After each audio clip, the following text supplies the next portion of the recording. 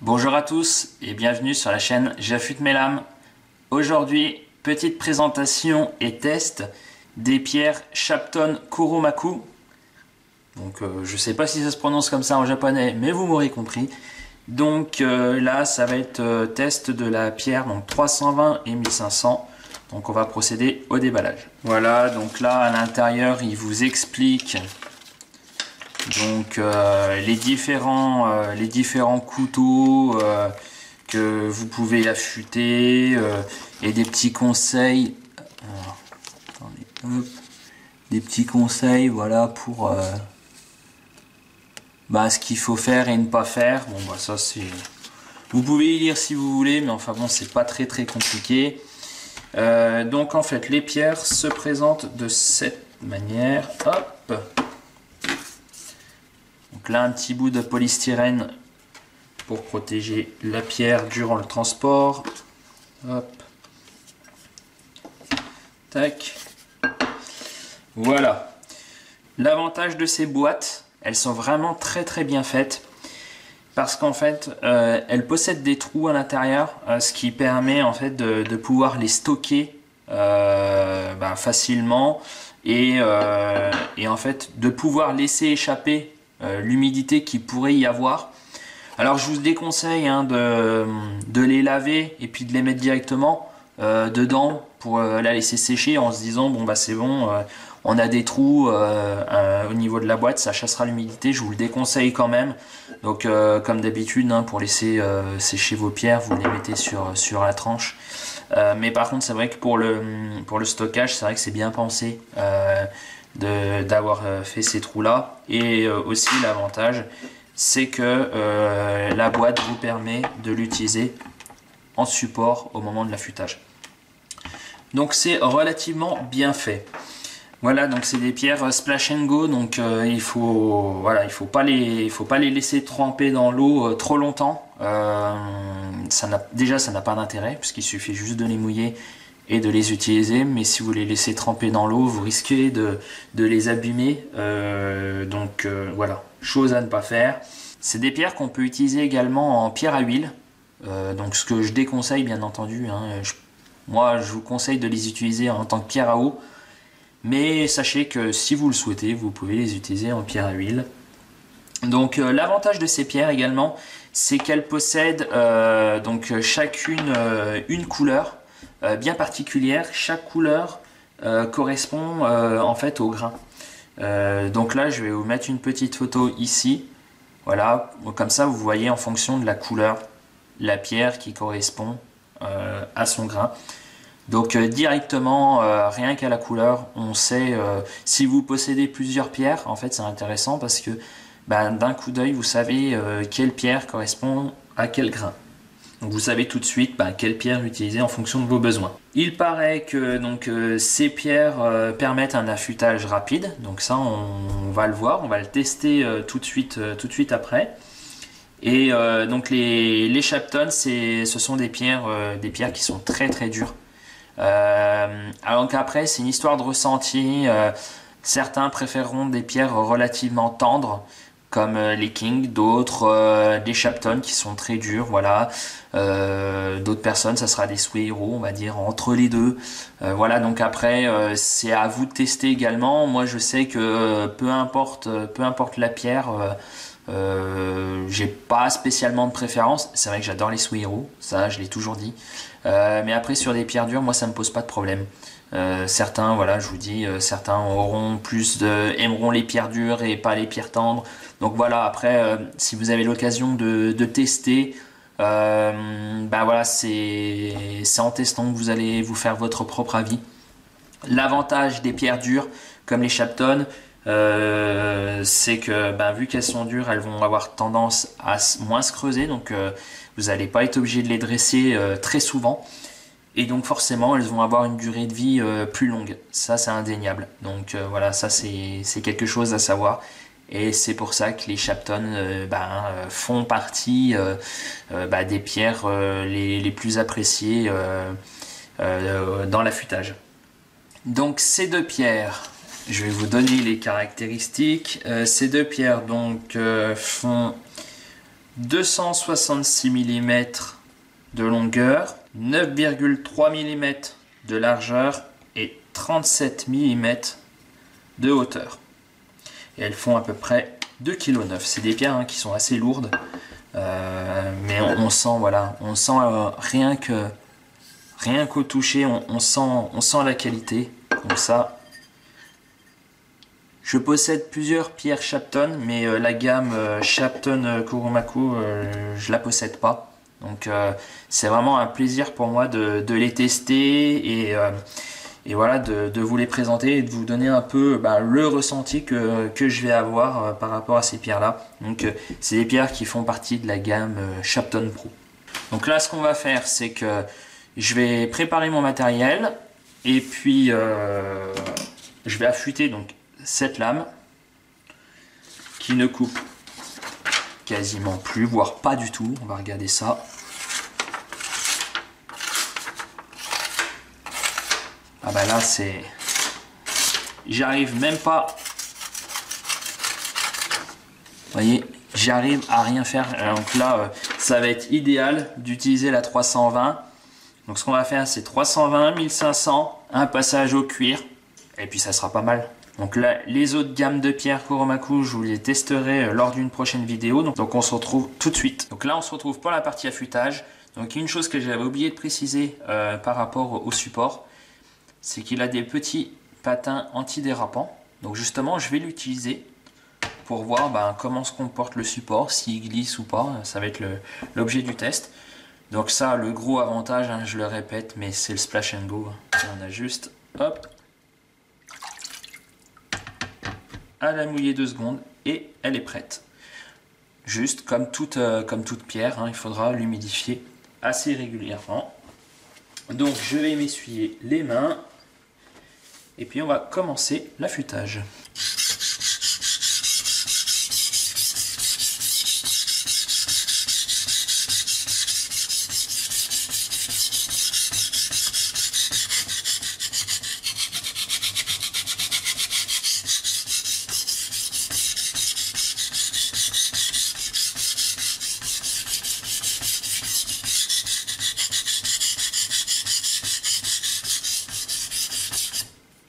Déjà, le feeling est vraiment très très bon. Alors, c'est difficile à expliquer pour des personnes qui n'auraient jamais utilisé ce genre de pierre.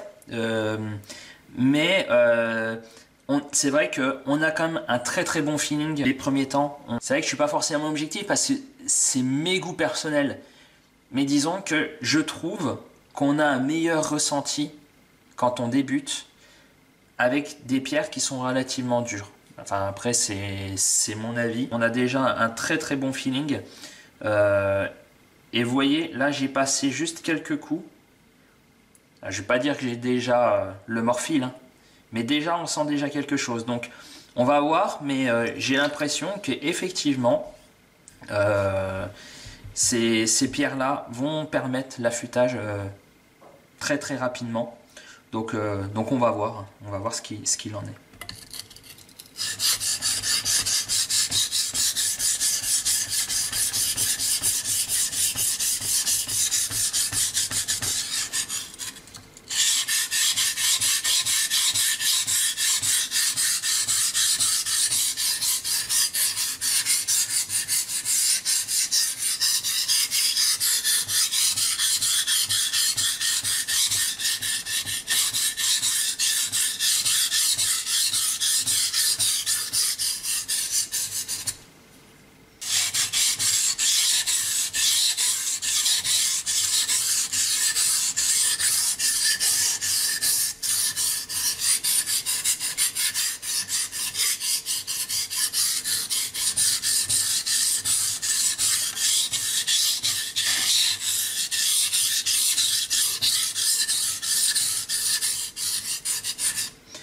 Alors, par contre, pour une pierre de type 320, je trouve, alors bien sûr ça correspond à un grain 320, mais je trouve personnellement, si je devais par exemple comparer à la Serax 320 de chez Suihiro, je trouve qu'elle est un peu moins agressive. Voilà, après voilà, c'est juste une histoire de ressenti, mais je la trouve un peu moins agressive. Donc on va voir ce que ça donne.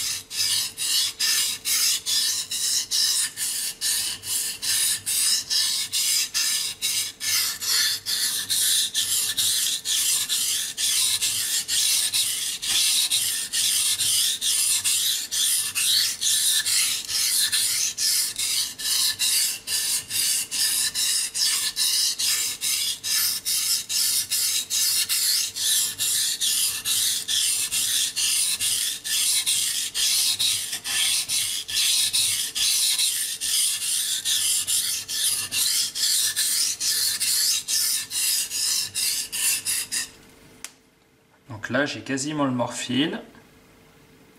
Juste insister ici. Par contre, au niveau des pattes antidérapants, vous voyez bien, hein, ça bouge vraiment pas, il n'y a pas de souci.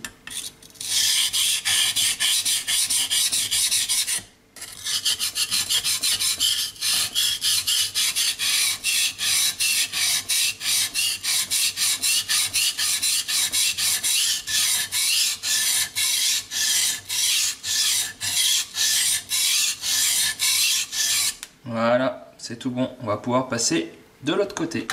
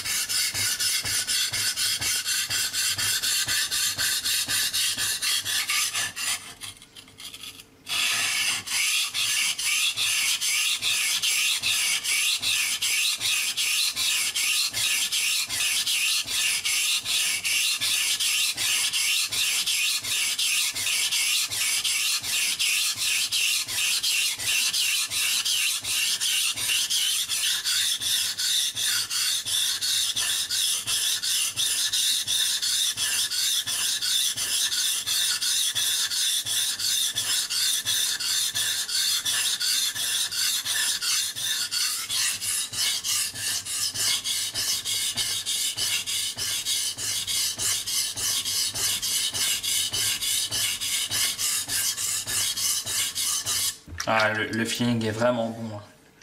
Franchement, c'est différent des Suehiro, ça c'est incomparable. Parce que c'est des pierres qui sont beaucoup plus dures. Mais elle est, en tout cas cette pierre, mais je n'en doute pas, ça doit être toute la gamme comme ça. La pierre est extrêmement efficace. Donc là, c'est tout bon. J'ai attrapé le morphile sur toute la lame. Donc on m'a posé la dernière fois la question, il y a un des abonnés qui avait du mal à affûter en fait ses couteaux. Et en fait, je ferai peut-être une vidéo sur le sujet, mais bien souvent quand votre couteau il coupe pas, alors soit vous avez le mauvais angle, donc là comme je vous ai dit, un coup de marqueur à chaque fois et puis vous passez sur la pierre, si le marqueur s'en va, c'est que vous avez le bon angle, sinon vous ajustez en fonction. Mais la plus grosse erreur que font les personnes qui débutent dans l'affûtage, c'est qu'ils n'enlèvent pas le morphile. Et même entre chaque passage de pierre, c'est important d'enlever un maximum de morphile. Quand vous allez essayer de couper une feuille ou quoi que ce soit, en fait, vous allez voir que ça accroche. Et c'est parce qu'il y a ces résidus, ces particules de métal que vous avez enlevées qui sont présents sur la lame. Et forcément, au moment de la découpe, ça accroche.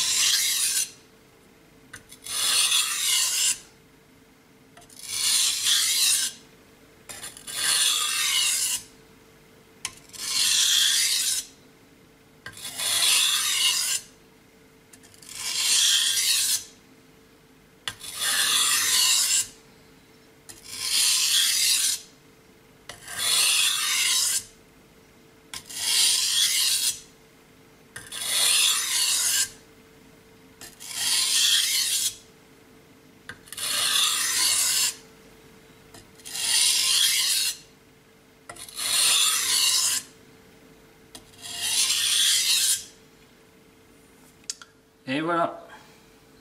Donc là, ce qui est bien, c'est qu'on va pouvoir enchaîner directement. C'est vrai que ça, c'est le gros point fort des Splash and Go, hein. C'est que bah, vous pouvez directement enchaîner sans être obligé de laisser tremper vos pierres. Et ça, c'est quand même plutôt cool. Même si bon, si les pierres nécessitent quelquefois des petits temps de trempage, c'est pas, voilà, c'est pas rédhibitoire. Mais c'est vrai que c'est un sacré gain de temps. Donc là, on va enchaîner donc, sur la 1500. Hop. Et on est parti.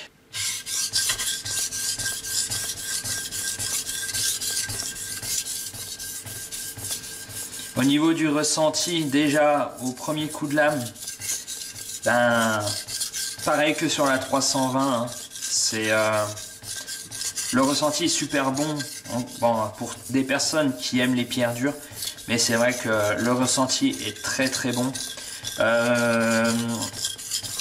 Au niveau de la granulométrie, hein, donc là c'est une 1500, on est bien, ça correspond bien à du 1500, hein, traditionnel japonais. Donc on est plutôt pas mal.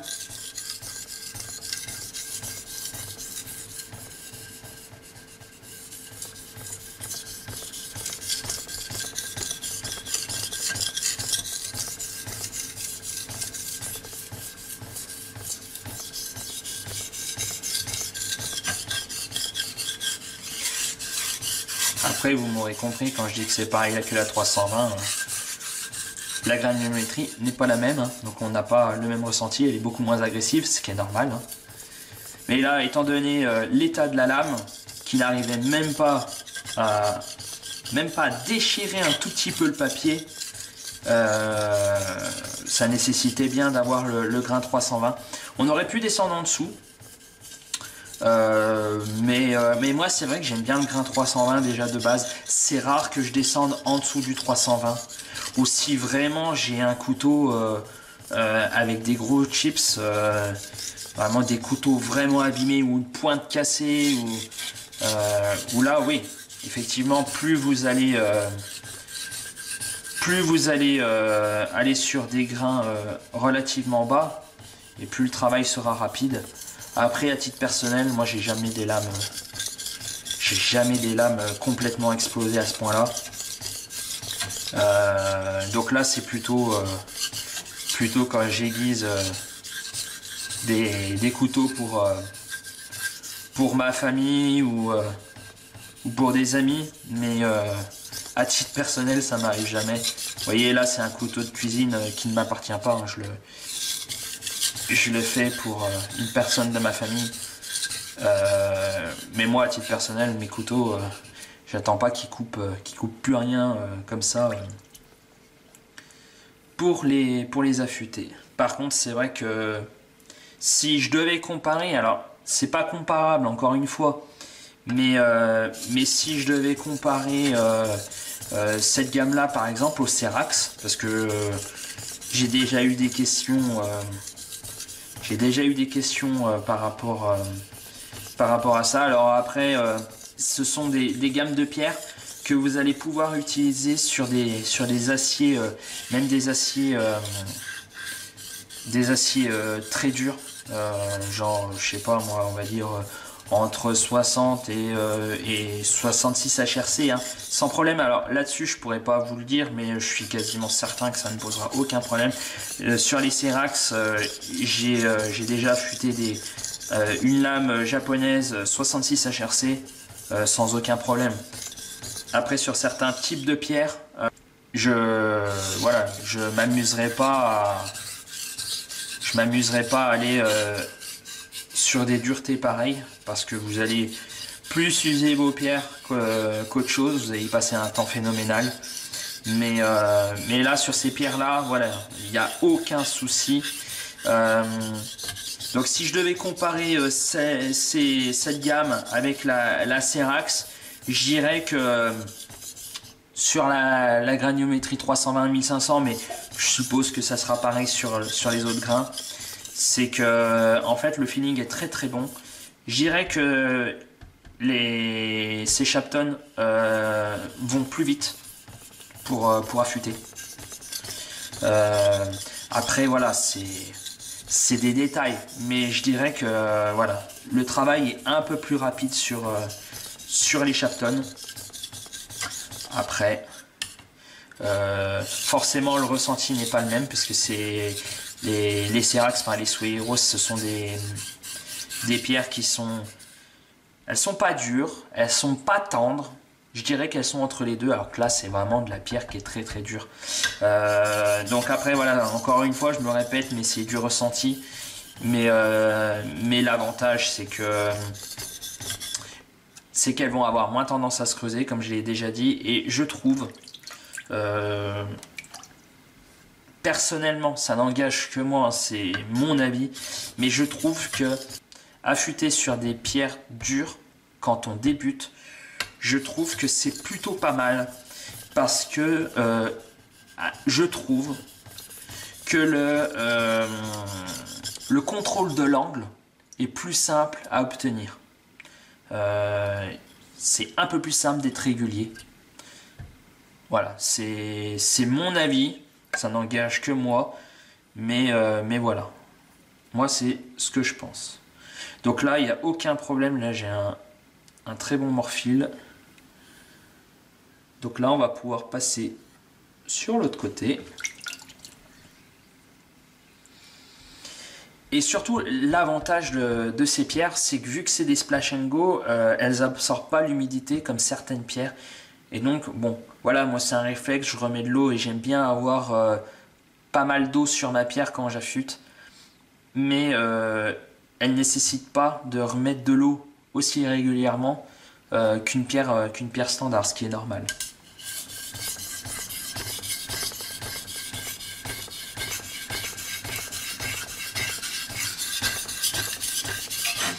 Et vous voyez, la dernière fois j'ai eu des questions aussi par rapport au grain de base, c'est-à-dire le grain qui est nécessaire pour affûter. On dit toujours c'est le grain 1000, effectivement le grain 1000 c'est le grain le plus utilisé, mais on peut très bien aller sur du grain 1500 et la preuve hein, c'est que là c'est du 1500 et ça fait parfaitement le job. Au niveau de la granulométrie, pourtant j'avais fait quelques vidéos, mais je vais le répéter. Quand vous avez des lames qui sont vraiment abîmées, alors quand je dis abîmées, c'est vraiment qu'on des chips qui sont vraiment très très abîmés. Je conseillerais un grain 320, 400. Vraiment descendre sur les grains 180, 200, vraiment si votre lame est très très abîmée, même si c'est pas forcément indispensable, hein, avec une 320 vous allez forcément arriver à récupérer votre lame. Vous y mettrez peut-être un peu plus de temps, mais quand on commence à acquérir des pierres, voilà, c'est quand même des pierres qui ont un certain coût, donc c'est pas forcément indispensable d'avoir tout de suite une pierre 180. Moi je conseillerais voilà 320, 400. Après pour l'affûtage en lui-même, si vous avez une lame voilà qui est bien entretenue, je conseillerais entre un grain 800 à 1500. Voilà pour la partie affûtage pur. Et après pour un travail de polissage, voilà, je partirais plus moi personnellement sur une 3000 ou une 6000. Mais après voilà, on peut très bien avoir une pierre 2000, 2500 sans aucun problème, ça va commencer à polir la lame.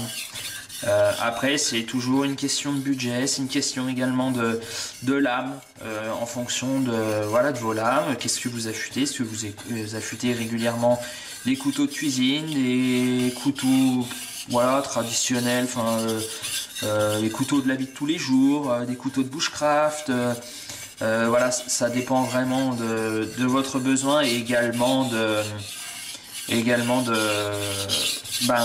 ce que vous aimez. Moi je sais que j'aime bien avoir des couteaux qui sont vraiment très tranchants, mais bon après c'est pas forcément indispensable dans la vie de tous les jours. Quand vous avez un couteau qui vous sert uniquement pour couper des cartons ou pour couper quelques lettres, c'est pas forcément indispensable. Bon bah voilà, j'ai le morphile sur toute la longueur de la lame. Donc là, on va supprimer un peu le morphile. Et puis après, on va lui faire un petit passage au cuir. Et on fera le test de coupe.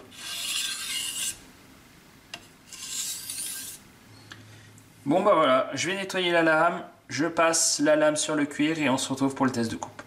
Donc on se retrouve pour le test de coupe. Donc comme vous avez pu le voir, donc là je viens de le passer au cuir.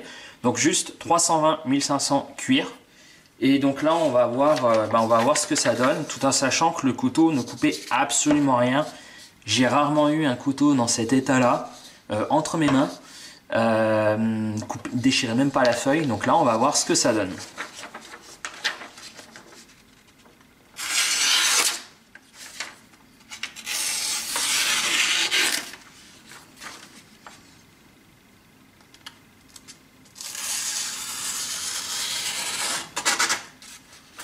Vous voyez là, sur toute la lame, il n'y a aucun problème. Aucun problème. Donc, en résumé, donc, quel est mon avis sur ces pierres? Il est excellent. Vraiment excellent. Si jamais vous n'avez pas de pierre, vous le souhaitez en acquérir, ou alors que vous souhaitez les tester, mais je vous les recommande à 100%, à 1000%. Elles sont vraiment très qualitatives. Les gros avantages, vous n'allez pas être obligé de les dresser régulièrement puisque ce sont des pierres qui sont très dures. Le ressenti est très bon. L'affûtage est très rapide. Si je devais par exemple comparer avec les pierres Suihiro, elles sont quand même plus rapides au niveau de l'affûtage. Donc ça, alors ça se joue pas à grand chose. Hein. Vous n'allez pas, par exemple avec les Suihiro, passer une demi-heure de plus. Hein. C'est pas le cas. Mais je trouve que quand même sur la partie affûtage, elles sont un peu plus efficaces. Vous allez y passer un peu moins de temps. Donc voilà, c'est de la très bonne qualité, tout en sachant qu'en plus avec la boîte qui est fournie, c'est bien pensé avec les trous pour chasser l'humidité, pour stocker vos pierres, voilà, de manière sécurisée et voilà, qu'il n'y ait pas de risque de moisissure au niveau de la pierre. Donc ça c'est vraiment top. Et les patins antidérapants, voilà, je les ai testés, j'ai testé en vidéo justement pour voir et vous donner mon ressenti, et ça bouge pas, c'est vraiment très efficace. Comme d'habitude, je vous mets les liens en barre de description si vous souhaitez vous les procurer. Si vous avez des questions, n'hésitez pas à les laisser en commentaire et j'y répondrai. Si vous avez aimé la vidéo, n'hésitez pas à la liker, commenter et partager. Et on se retrouve très bientôt pour une prochaine vidéo.